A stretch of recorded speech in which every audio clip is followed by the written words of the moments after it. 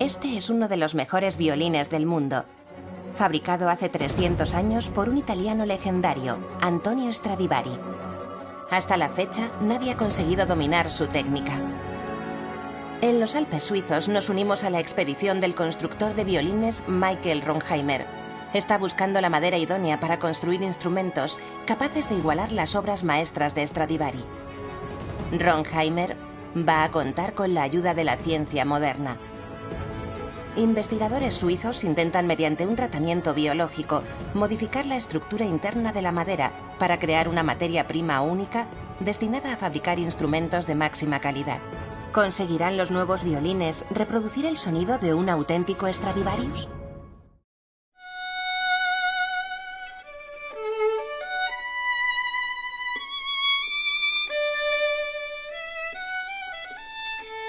Los herederos de Stradivarius.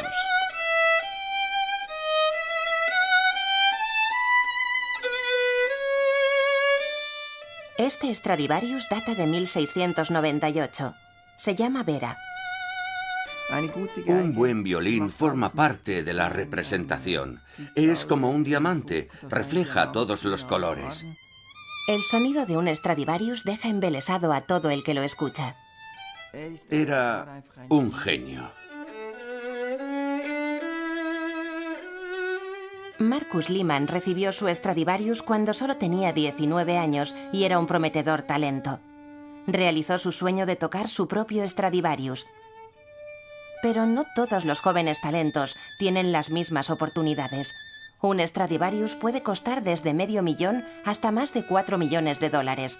Una inversión que un joven músico normalmente no puede permitirse.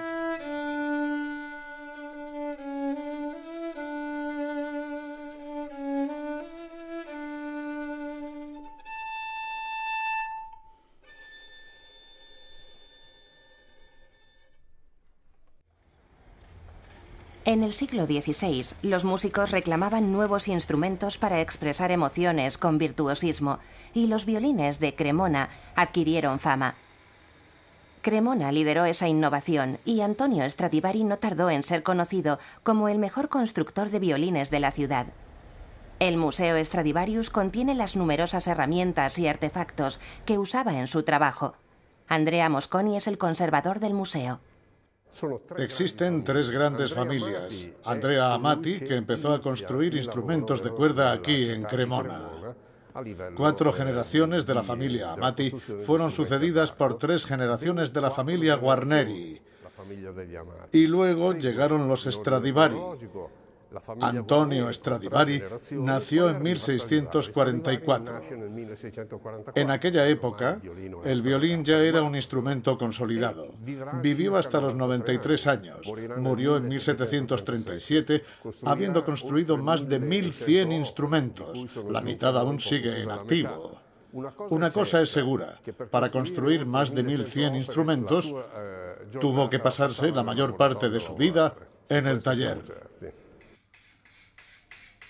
Hoy en Cremona siguen viviendo y trabajando cientos de constructores de violines.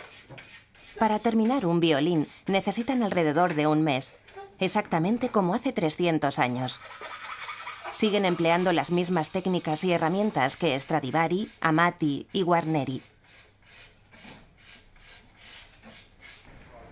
En el museo se exponen las herramientas y los bocetos utilizados por Antonio Stradivari. Su vida fue una lucha constante por mejorar los diseños. Los moldes los había recibido de su maestro Niccolò Amati. Empezó estudiando los instrumentos de Amati. Después, en la última década del siglo XVII, introdujo algunos cambios. Alargó un poco la caja de resonancia. Era la época de los violines largos. Luego, en 1700, retornó a su modelo original. A partir de ahí empezó a perfeccionar sus instrumentos. Antonio Stradivari creó los violines más caros y legendarios de la historia. ¿Pero qué los hace tan exclusivos? Los científicos de los laboratorios federales suizos para pruebas de materiales e investigación, con sede en St. Gallen, creen que la madera de los instrumentos de Stradivari es muy especial. Van a intentar reproducir la madera de los instrumentos de Stradivari con un nuevo método que utilizan hoy los luthieres. El catedrático Francis Schwarze dirige la investigación. En conversaciones con constructores de violines, me he informado de que la buena madera reúne dos atributos importantes. Por un lado, la propagación del sonido y por otro, la densidad. Si la velocidad del sonido es alta y la densidad es baja, la emisión del sonido es más aguda, y esa es la clave para tener un violín de primera clase. Recordé las características de la llamada costra carbonosa, un hongo que no reduce la velocidad del sonido, pero sí la densidad de la madera.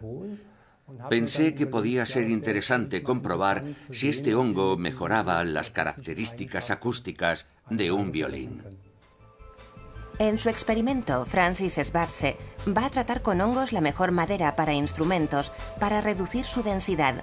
Así es la madera de un auténtico Stradivarius, menos densa que la de un instrumento moderno. Los hongos son ideales en lo que respecta a la descomposición de la madera. Normalmente destruyen todos los componentes de las paredes celulares.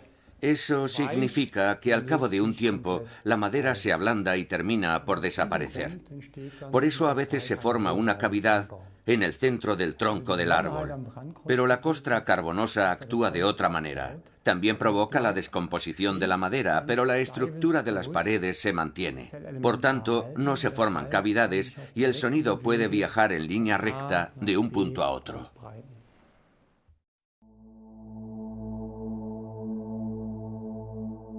La madera ideal para el experimento se encuentra en las montañas de los Alpes suizos. Con más de 300 días de sol al año e inviernos rigurosos, las píceas comunes, también llamadas abetos alemanes, crecen a un ritmo muy lento. Normalmente son árboles rectos con muy pocas ramas.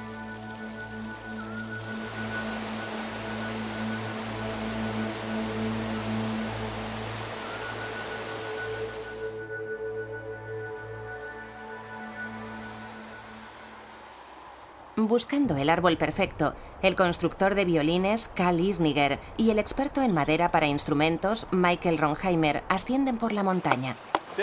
Este no suena bien. Hay algo que lo obstruye. El sonido raspa.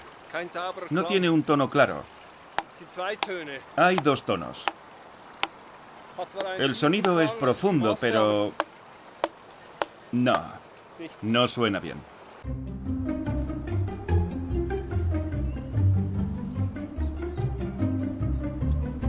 Hay muchas píceas en esta colina y la búsqueda continúa. Aquí. Ese árbol que está a la izquierda sonará bien. Sí, el de la izquierda tiene buena pinta.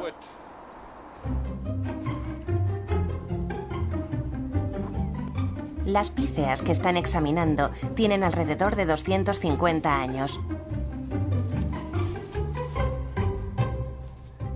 Unos pasos más arriba de la ladera, Karl Irniger por fin encuentra su árbol ideal.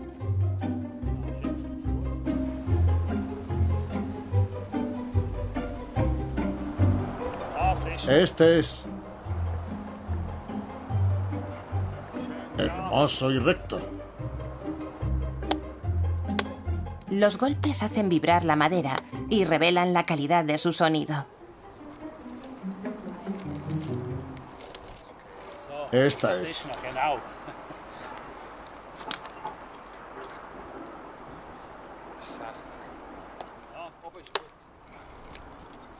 Sí, nos la quedamos.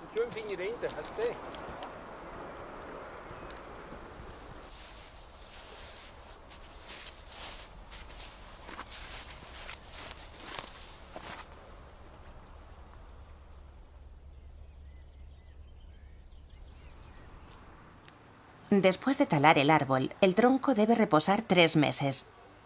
Es importante para reducir la presión interna del árbol y para el secado natural. Solo entonces estará preparado para ir al aserradero.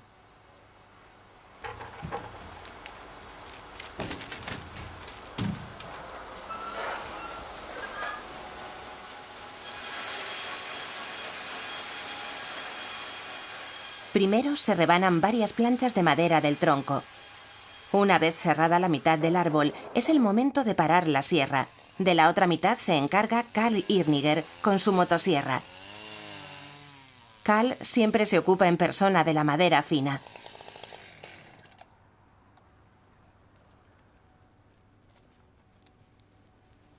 Michael Ronheimer llega para participar en el proceso de selección.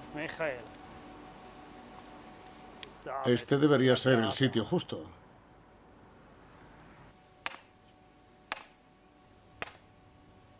Juntos eligen las mejores piezas para el próximo violín y dividen el tronco en partes.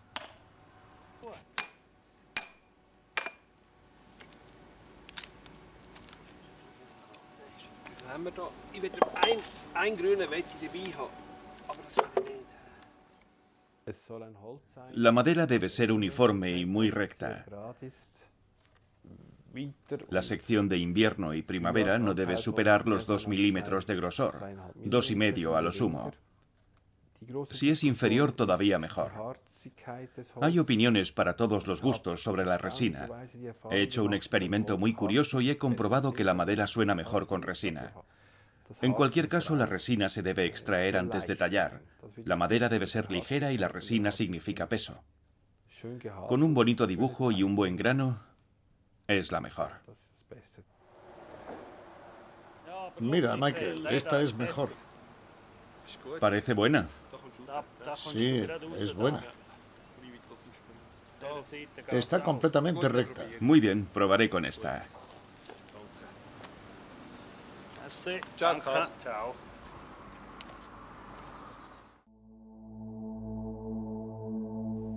Pero ¿por qué la calidad de la mejor madera para instrumentos que existe hoy no puede competir con la que usó Stradivari hace cientos de años?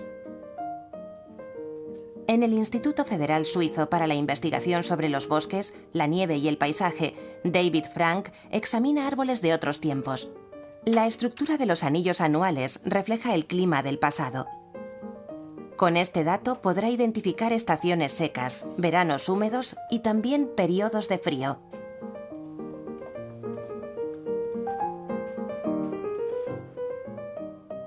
Al microscopio examina la estructura celular de los anillos anuales. Cuando los anillos están dispuestos de manera uniforme, promete ser una buena madera para instrumentos. A principios de verano, los árboles tienden a producir células mucho más anchas y con unas paredes celulares más finas, mientras que hacia el final de la época de crecimiento, las células se comprimen y sus paredes celulares son mucho más gruesas, lo que confiere a la madera una densidad mayor. Los árboles que crecen a mayor altitud suelen tener un crecimiento mucho más lento en comparación con los de las tierras bajas.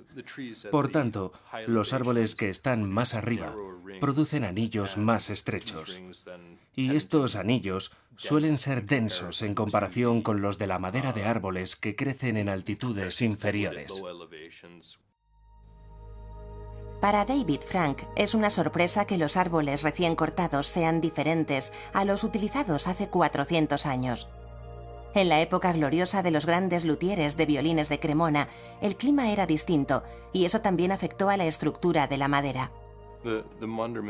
El llamado mínimo de Maunder fue un periodo de actividad solar reducida que, según se cree, fue la causa del descenso de las temperaturas registrado en todo ese periodo. Basándonos en las menores anchuras de los anillos y las densidades inferiores de los anillos de los árboles, podemos reconocer que fue un periodo mucho más frío. En función de las reconstrucciones de temperaturas en los Alpes que hemos elaborado aquí, parece que fue el periodo más frío de todo el milenio pasado. Entre 1645 y 1715, la madera fina para instrumentos procedente de los Alpes presentaba anillos anuales muy estrechos y, por lo tanto, era de una calidad excepcional. En los laboratorios suizos han empezado a experimentar con la madera para instrumentos. Su objetivo es determinar la cantidad exacta de hongo y la duración del tratamiento. Los científicos han usado la costra carbonosa y otros mohos para tratar delgadas piezas de madera. La prueba de frecuencia demuestra que los científicos van tras la pista correcta. Se ha incrementado la frecuencia de resonancia de las piezas. Los investigadores sienten también curiosidad por la estabilidad de la madera tratada. En un dispositivo comprueban primero la resistencia a la flexión de la madera no tratada.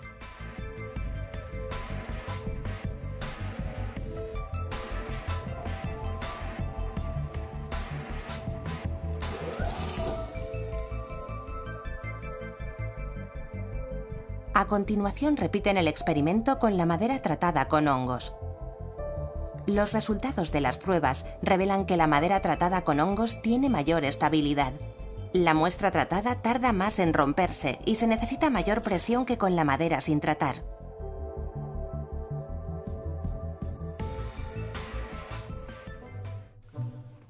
Michael Ronheimer se adentra en este almacén, donde su madera fina para instrumentos está siendo sometida a un tratamiento tradicional.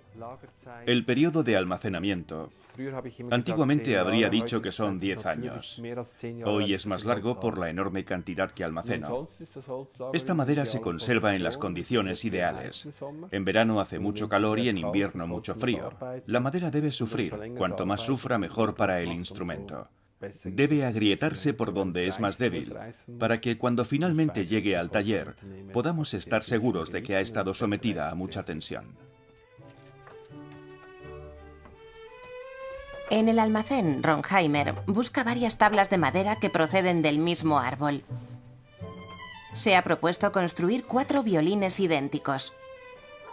2 serán sometidos al tratamiento con hongos, mientras que los otros 2 no serán tratados y servirán de referencia. Una vez construidos los 4 violines, será posible comparar con exhaustividad los efectos del tratamiento con hongos. Pero encontrar el hongo perfecto lleva tiempo.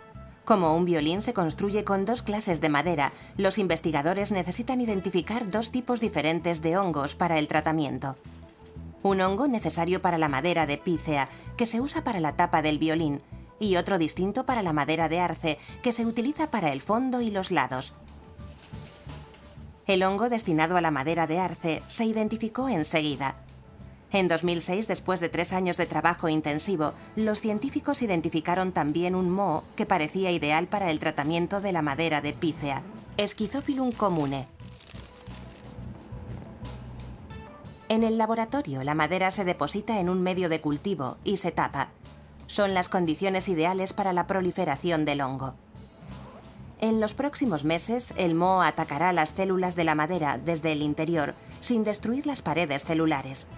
Eso significa que la velocidad del sonido no se verá afectada, al menos en teoría. Se cierra la tapa y se envía la muestra a la cámara climática. Un lote de madera será tratado durante 3 meses y una segunda muestra permanecerá en la cámara climática durante 9 meses.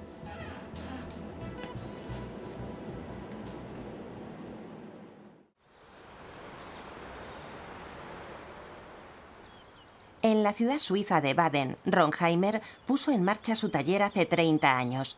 El arte de fabricar violines no ha variado en cientos de años. Siempre he deseado construir violines. Es un trabajo que tiene múltiples facetas y que me cautiva. Para mí, es fascinante poder montar algo tan maravilloso y hacerlo a partir de materiales tan sencillos. A Michael Ronheimer le lleva unas 300 horas construir un violín. Sus ídolos son los maestros italianos de Cremona. En la actualidad, aspiramos a ser tan buenos como Stradivari o Amati. Queremos alcanzar el máximo, como hicieron ellos. No podemos inventar nada nuevo, pero sí jugar con el material. Pero al mismo tiempo reconociendo que la perfección ya se alcanzó hace muchos siglos. Los astronómicos precios de los Stradivarius han dado lugar a un aluvión de copias y malas imitaciones. Michael Ronheimer recibe la visita de un amigo acompañado de su última adquisición. Hola, Michael. He encontrado una ganga. He comprado un violín, un Stradivarius auténtico. Vamos a verlo. Michael Ronheimer no cree en los chollos y rara vez le falla la intuición.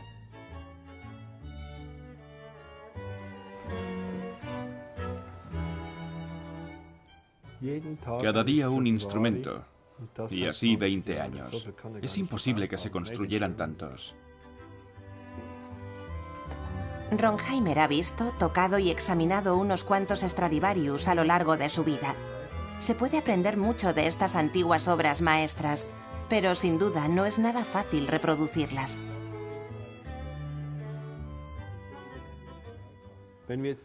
Si esto fuera un Stradivarius genuino, la diversidad de tonalidades sería totalmente diferente. Y también sería otra la calidad del barniz. La cenefa no se corresponde para nada. La pieza entera parece haber salido de una cadena de ensamblaje. Su manufactura es relativamente simple. El estilo del instrumento no se parece en nada.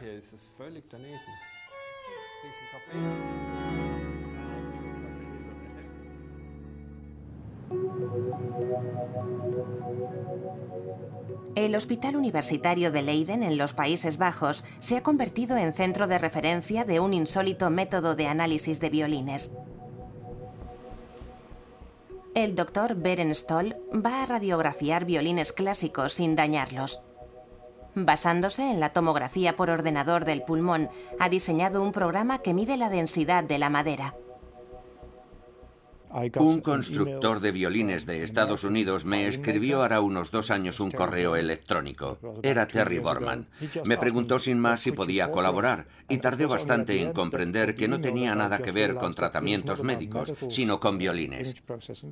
Me sorprendió mucho, porque yo antes tocaba el violín, pero hace mucho de eso.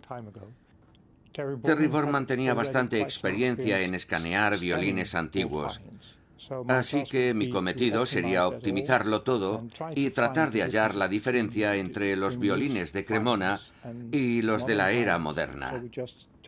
Entonces tomamos varios violines modernos y conseguimos reunir también varios violines antiguos de diversos propietarios. Los escaneamos todos en un día. En 2008, Berend Stoll escaneó 12 violines, entre ellos 2 Stradivarius. Era la primera comparación directa de densidades de madera que se hacía entre violines clásicos y modernos. Para nuestro asombro, no encontramos ninguna diferencia en la densidad. Es decir, que si tomas estos 2 tipos de madera de violines diferentes, en realidad la densidad es por término medio la misma. Eso nos pareció bastante sorprendente, incluso un poco decepcionante. Pero las densidades de grano entre el invierno y el verano variaban mucho menos en los violines antiguos. Eran mucho más homogéneas y casi por un factor 2. Por tanto, el doble de homogénea que la de los violines modernos. Y esa es una diferencia considerable. En los laboratorios suizos llega el momento de liberar la madera del hongo.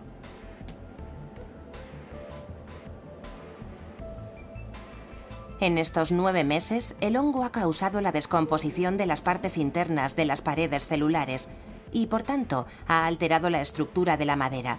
Por el exterior, el moho forma quistes que se asemejan a capullos blancos que se nutren de la parte interior de la madera. Los investigadores deben separar ahora la madera del hongo para que el tratamiento se detenga antes de que resulten atacadas también las paredes celulares. No basta con raspar simplemente el moho de la superficie. También el interior de la madera necesita ser liberado del hongo. Los científicos usan una cámara de gas con óxido de etileno para esterilizar la madera. El gas incoloro actúa como desinfectante y destruye todos los residuos fúngicos. Este tratamiento garantiza que el hongo no sigue proliferando y destruyendo la preciada madera para instrumentos.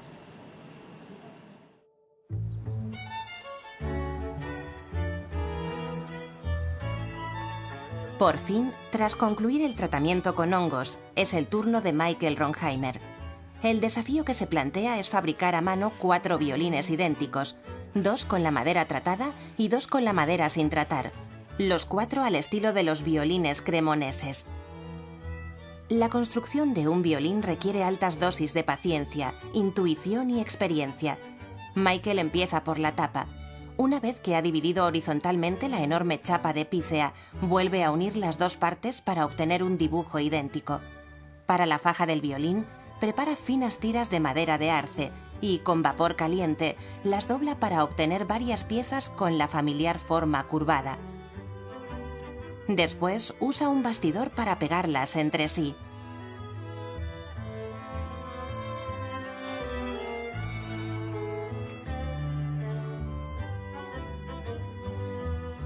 Ahora debe recortar la pieza de la tapa de la chapa de pícea.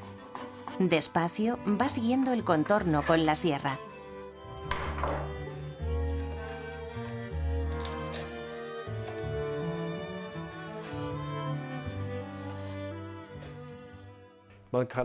Se pueden usar instrumentos para determinar la curvatura de la superficie, o se puede ver y sentir.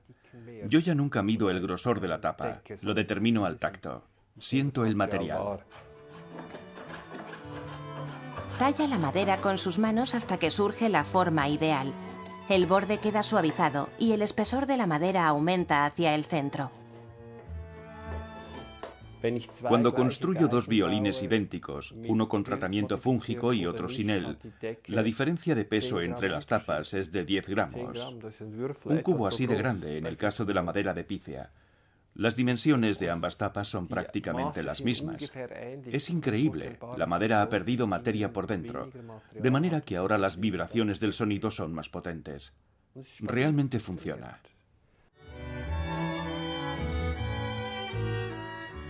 Con un cuchillo afilado, Michael Ronheimer realiza una hendidura en la madera.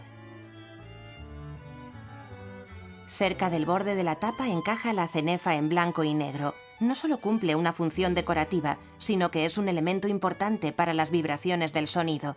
Forma la frontera entre la tapa armónica y el fondo del violín.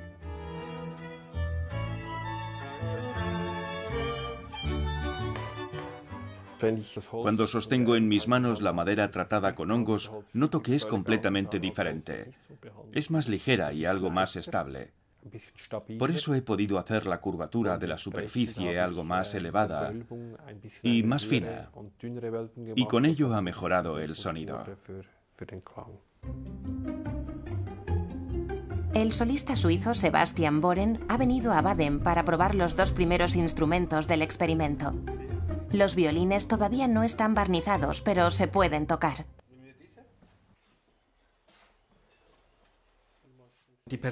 El violín perfecto no creo que exista. En mi caso, el instrumento amplifica mi propia ejecución. Por tanto, si toco bien, realmente bien, suena maravillosamente.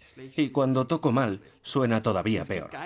Pero hay violines que son más estables, son resistentes, pero no son buenos, porque no puedes hacer grandes interpretaciones con ellos. Pienso que mi violín se adapta muy bien a mí, pero no creo que sea posible encontrar el instrumento perfecto.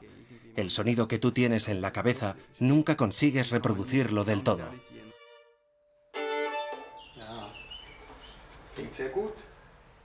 Suena muy bien.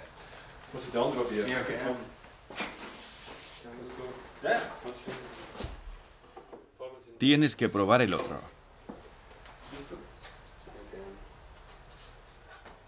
No voy a decirte cuál es cuál. Tienes que tocarlo sin más. Este está mucho más curvado.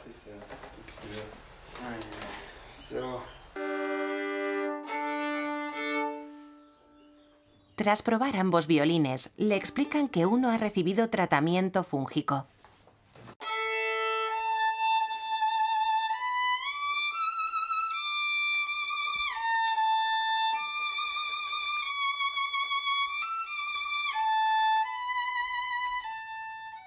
He probado los 2 violines, el que lleva el tratamiento especial y el que no lo lleva.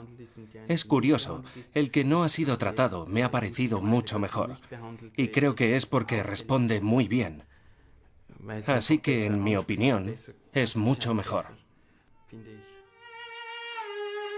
La primera opinión es un revés para los científicos, pero las opiniones sobre un violín siempre son subjetivas. Los solistas suelen establecer una relación muy especial con sus instrumentos. Es una especie de simbiosis. Es algo que conoces muy bien, pero a la vez te descubre algo nuevo cada día. Es como una relación humana, con una diferencia. La música nunca te defrauda.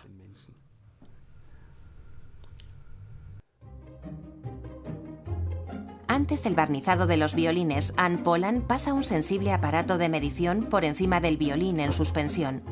La ayudante de Michael mide el perfil de resonancia del instrumento. En esta fase todavía es posible corregir su forma, en caso de que se requieran algunos ajustes.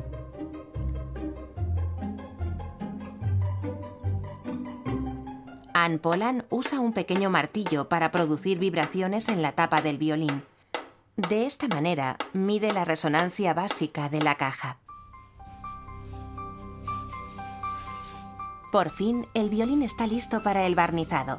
Primero, Michael Ronheimer mezcla pigmentos de color amarillo y rojo con distintos aceites y resinas naturales. Después de la calidad de la madera y el talento del constructor, el barniz suele considerarse el tercer factor clave en la producción de un violín de primera clase. La mayoría de los constructores de violines usan su propia mezcla secreta para barnizar. El barniz protege la madera de daños químicos y mecánicos y además cumple una función estética importante. Una mala mezcla puede absorber el sonido. Pacientemente, Michael aplica capa tras capa. El color y la tonalidad final del barniz son como la firma del constructor. Algunos expertos creen que el carácter excepcional de los instrumentos de Antonio Stradivari estaba en la mezcla que usaba para barnizar.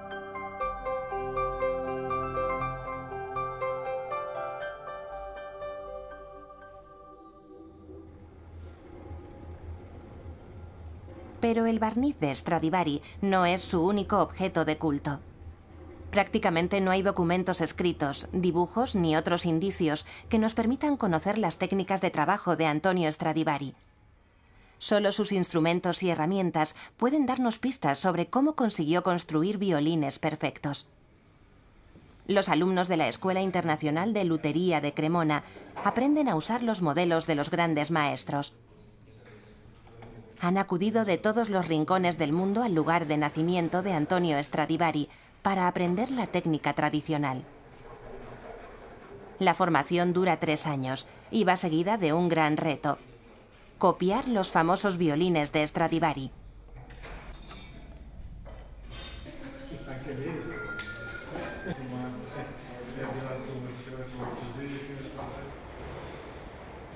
La colección de la ciudad de Cremona se compone de 12 instrumentos de los grandes maestros cremoneses, y entre ellos hay también 4 Stradivarius expuestos.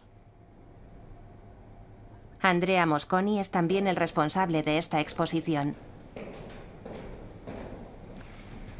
Es una de las colecciones más importantes de violines cremoneses, y de tanto en cuando, Andrea Mosconi abre una de las vitrinas y toca alguno.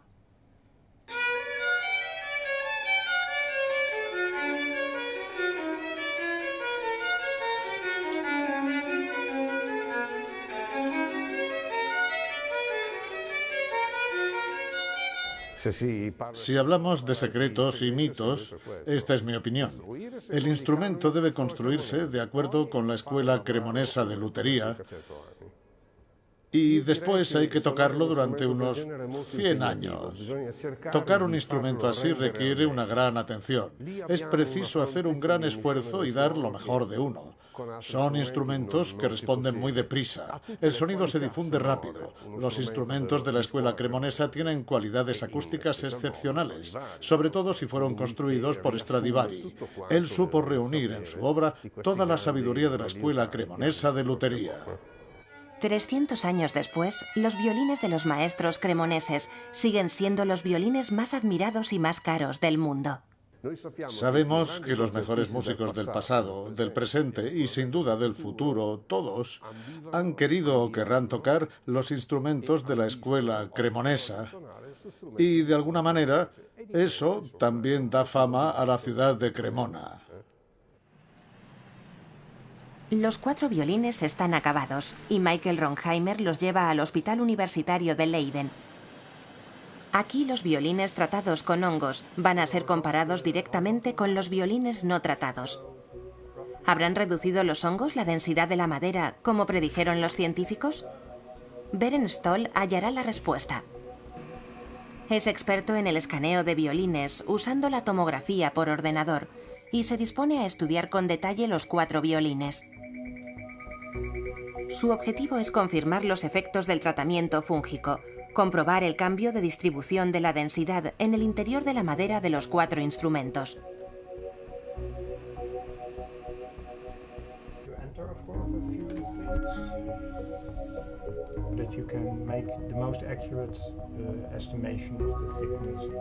Las imágenes pueden leerse como un mapa. Descubren todos los secretos ocultos en la madera de estos violines.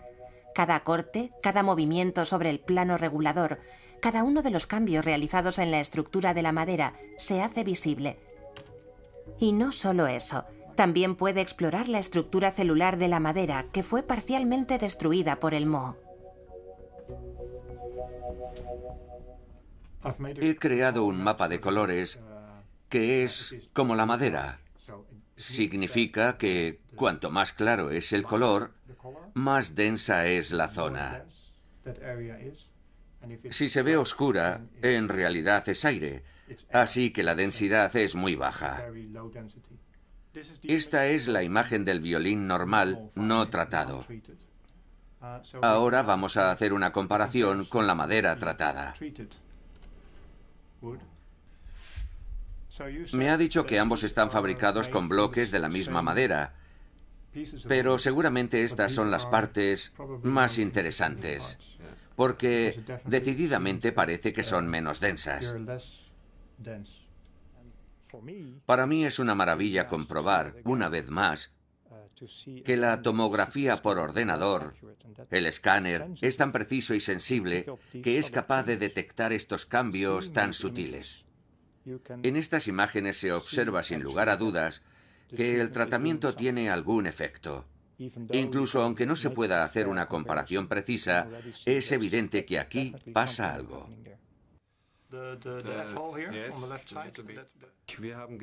Hemos visto que hay una diferencia clara entre el violín sometido a tratamiento fúngico y el violín no tratado. La densidad cambia. He observado que los violines tratados hace más tiempo han perdido parte de su estructura, por lo que el tratamiento fúngico a largo plazo podría no ser tan buena idea después de todo.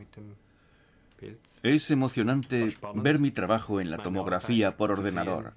Se puede ver con toda precisión cómo los he construido. Y cosas que recuerdo que sucedieron durante su fabricación ahora las veo reflejadas en las imágenes. Verdaderamente hay que ser muy preciso y meticuloso en este trabajo porque al final todo queda registrado. Yo lo he visto.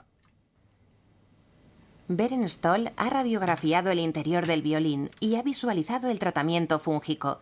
Pero esa reducción de la densidad de la madera, ¿habrá mejorado también el sonido del violín? Kevin Farr trabaja para la empresa informática alemana Phi-Tech y ha venido a Suiza para estudiar los nuevos violines con una técnica de registro de los sonidos en 3 dimensiones.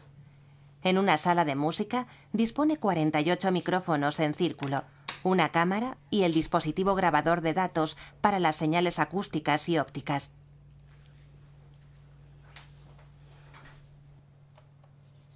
Markus Lehmann con su Stradivarius va a probar los diferentes violines con este sistema.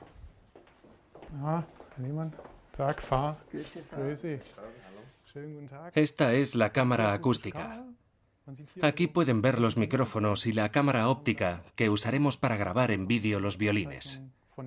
Señor Lehmann, lo ideal es que se ponga aquí y nosotros junto al ordenador. Primero, Markus Lehmann toca el Stradivarius. De acuerdo.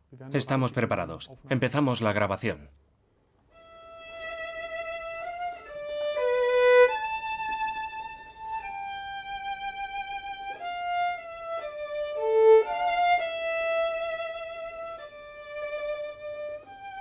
programa recodifica los archivos de sonido en información visual. A continuación, estas señales se superponen a la imagen de la cámara. Kevin Farr y Michael Ronheimer pueden ver cómo se origina el sonido y cómo viaja. El azul representa los matices y el amarillo y el rojo los sonidos más altos. Marcus cambia de instrumento. Toca primero el violín no tratado de Ronheimer y después el que ha recibido tratamiento fúngico. Ya durante la grabación se evidencian sutiles diferencias. Los círculos de color indican dónde se origina el sonido dentro del instrumento y con qué fuerza se emite. El programa transforma las señales de los 48 micrófonos y crea una imagen tridimensional de la generación del sonido. La cámara acústica visualiza el origen de los sonidos en tiempo real, incluidas amplitud, penetración y reverberación. Y aquí se puede ver la diferencia. A la derecha está el Stradivarius y junto a él el Ronheimer Opus 58. Vemos con mucha claridad que el Stradivarius emite principalmente en torno a la zona de la barbilla, mientras que el otro violín emite más en torno al diapasón. La diferencia en la emisión del sonido es desde luego muy clara. He observado que el sonido del violín de la derecha se extiende más por la sala en comparación con el del violín de la izquierda. Sí, el sonido del Opus 58 permanece pegado al instrumento, mientras que el del Stradivarius se extiende por la habitación. También observamos mucha más reverberación en la sala. Se puede ver incluso cómo se refleja el sonido en el suelo. Las diferencias son bien visibles. La comparación directa de los dos instrumentos de Michael Ronheimer demuestra que el violín con tratamiento fúngico emite el sonido con más fuerza que el instrumento no tratado. Pero si se compara con la antigua obra maestra, el Stradivarius juega en una liga superior. ¿Esta conclusión supone que nunca será posible igualar la calidad del Stradivarius? Era como si los tonos salieran flotando del Stradivarius. Sin embargo, en el caso del Opus 58, solo se generaban tonos en torno a esta zona. No fueron más allá. No salieron del instrumento. Lo que me ha quedado claro es que no podemos crear un sonido sofisticado si el violín carece de base para ello. Ya sea con hongos o con cualquier otro tratamiento, solo podremos ayudar al músico a que acceda al instrumento. Solo podemos facilitar el diseño acústico del instrumento. Osnabrück, Alemania. Se ha organizado un certamen para comparar el violín sometido al novedoso tratamiento fúngico con un auténtico Stradivarius de 1711. Pertenece al célebre violinista británico Matthew Trasler. Hola. Hola. Soy el constructor del violín. Encantado. Bueno, vamos a verlos. Toco el violín desde que tenía 3 años, así que ya llevo un buen rato. Es lo único que sé hacer. Todos mis recuerdos, absolutamente todos, son de alguna época en la que ya sabía tocar el violín. Creo que me define. Realmente no sé hacer otra cosa que tocar el violín. ¿Puedo tocar? Claro.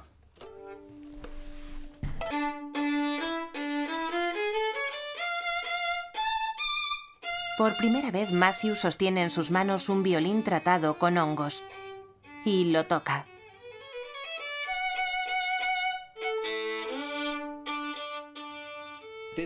Nunca había oído algo así.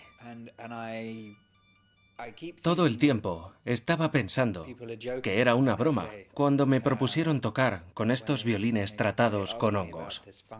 Me parecía absurdo, una locura, pero es una gran idea. Es fantástico que se estén buscando nuevos métodos, porque hay que fabricar grandes violines. Los Stradivarius no van a durar eternamente. Hay que hacer nuevos violines. Tras el calentamiento, Matthew sale al escenario y empieza un concierto absolutamente inusitado. Toca 5 veces la misma pieza. cada vez con un instrumento distinto. Después, un jurado de expertos y la audiencia deberán decidir qué instrumento es el mejor. Durante el concierto, Matthew Trasler está detrás de una lona, para que nadie del jurado y la audiencia pueda ver qué violín está tocando. ¿Ganará el Stradivarius en esta prueba a ciegas o alguno de los 4 violines de Ronheimer?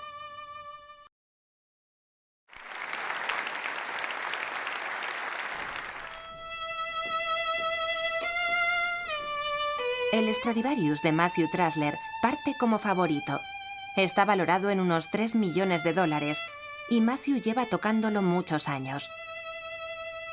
Por tanto, debería tocarlo mucho mejor que los demás instrumentos. Pero, ¿permitirá la acústica de la sala que la audiencia perciba esa superioridad?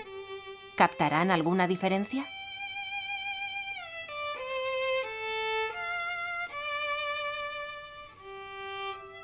La audiencia está formada en realidad por los asistentes a una conferencia sobre silvicultura, pero están encantados de formar parte de este experimento. El público asistente se completa con 3 violinistas profesionales. Son los componentes del jurado de expertos que emitirá un dictamen independiente sobre los instrumentos. El experimento también tiene una dimensión económica. ¿Habrá diferencias entre un Stradivarius valorado en unos 3 millones de dólares y un violín moderno cuyo precio no supera los 50.000?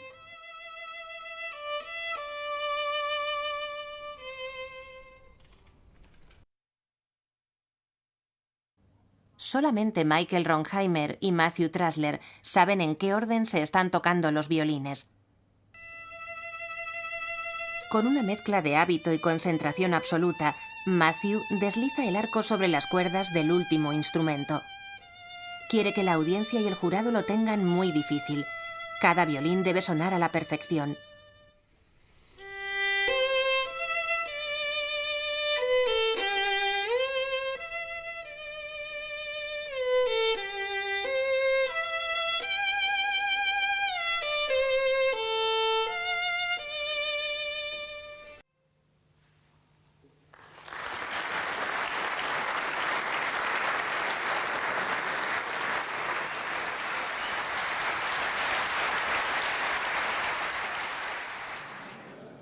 Una vez concluidas todas las piezas con los distintos violines, los 260 oyentes rellenan sus papeletas. Para mí era el violín número 3. Apuesto a que ese era el Stradivarius porque me ha dado la impresión de que lo conocía muy bien. El que más me ha gustado ha sido el 3. Creo que era el Stradivarius. Yo prefiero el número 4 y supongo que ese era el auténtico Stradivarius. La opinión de la audiencia es una cosa, pero ¿qué dicen los expertos?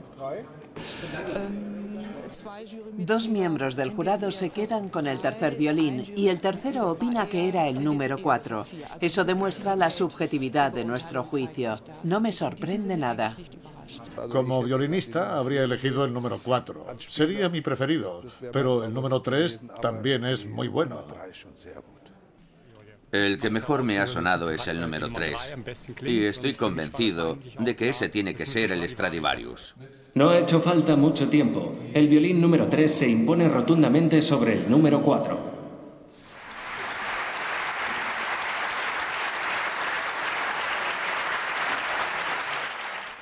Pero ¿cuál era el Stradivarius?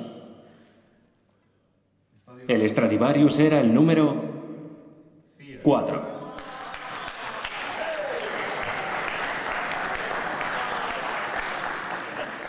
El ganador es el violín número 3, el Opus 58, construido con madera sometida a tratamiento fúngico durante 9 meses.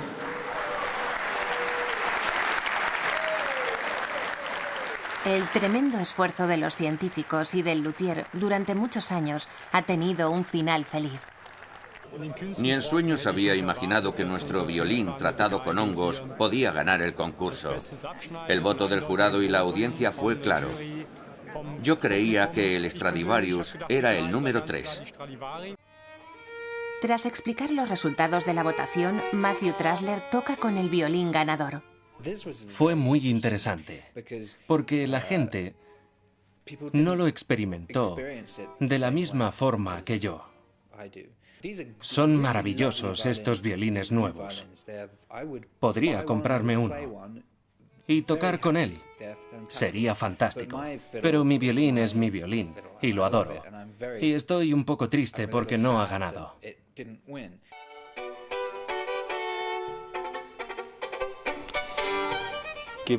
Tenía la esperanza de que uno de mis violines ganara y el Stradivarius quedara en segundo lugar. Pero las posibilidades eran escasas, porque Trasler conoce mucho mejor su violín. Me sorprendió la actitud tan abierta con que se enfrentó a los otros violines.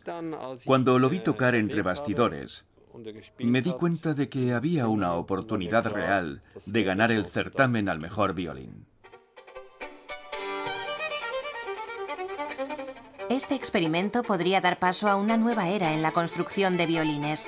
Los instrumentos tratados con hongos parecen igualar las antiguas obras maestras de Cremona. Pero hay otro mensaje en esta historia. La ciencia moderna y la técnica tradicional no son necesariamente contradictorias. De hecho, pueden ayudarse y convertirse en las genuinas herederas de Antonio Stradivari.